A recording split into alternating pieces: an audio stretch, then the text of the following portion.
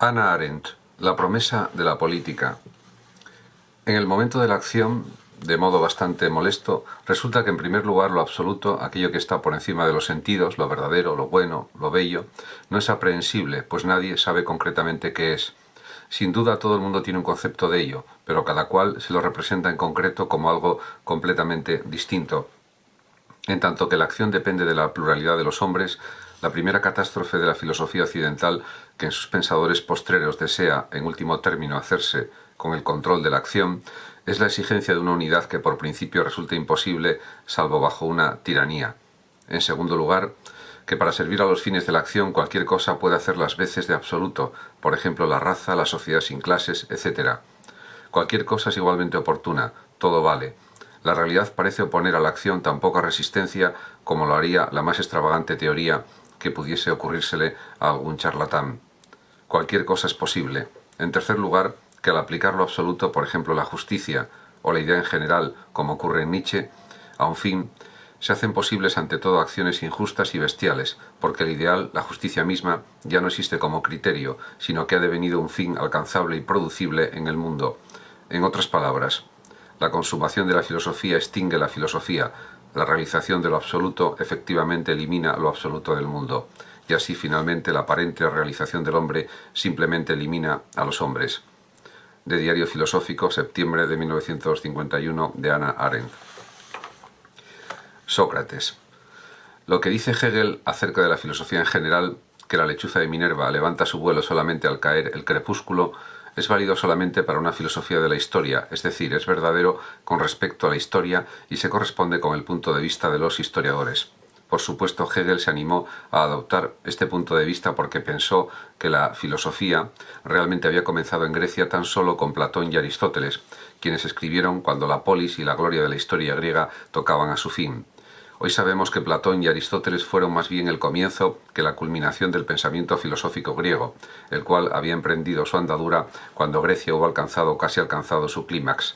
Sin embargo, sigue siendo cierto que tanto Platón como Aristóteles se convirtieron en el comienzo de la tradición filosófica occidental, y que este comienzo, en contraste con el comienzo del pensamiento filosófico griego,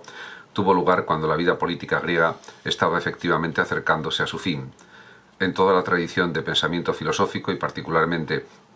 de pensamiento político, no ha habido quizá un solo factor de una importancia y con una influencia tan abrumadora sobre todo lo que iba a venir después, como el hecho de que Platón y Aristóteles escribieran en el siglo IV bajo el impacto de una sociedad políticamente decadente.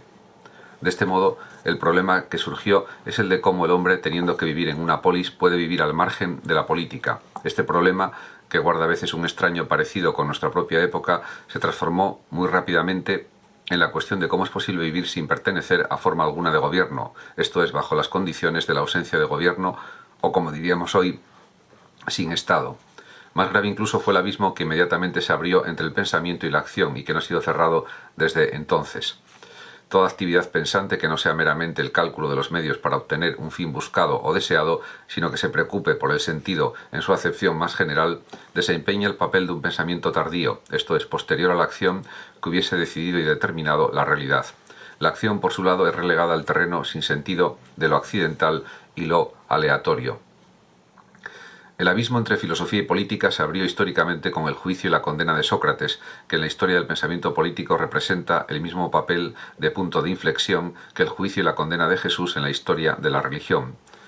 Nuestra tradición de pensamiento político comenzó cuando la muerte de Sócrates hizo que Platón perdiera la fe en la vida dentro de la polis y al mismo tiempo pusiera en duda ciertas enseñanzas fundamentales de Sócrates.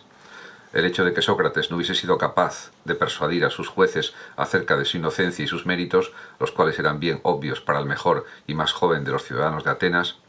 hizo que Platón dudara de la validez de la persuasión.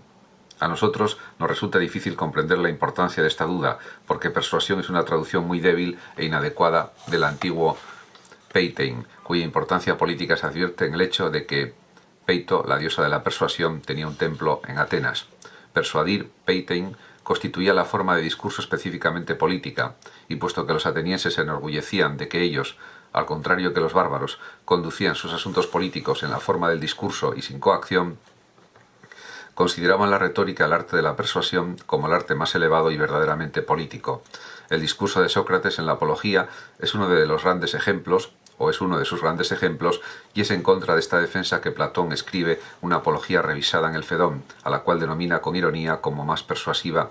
puesto que concluye con un mito sobre el más allá, repleto de castigos físicos y recompensas, concebido para atemorizar en vez de para simplemente persuadir al público.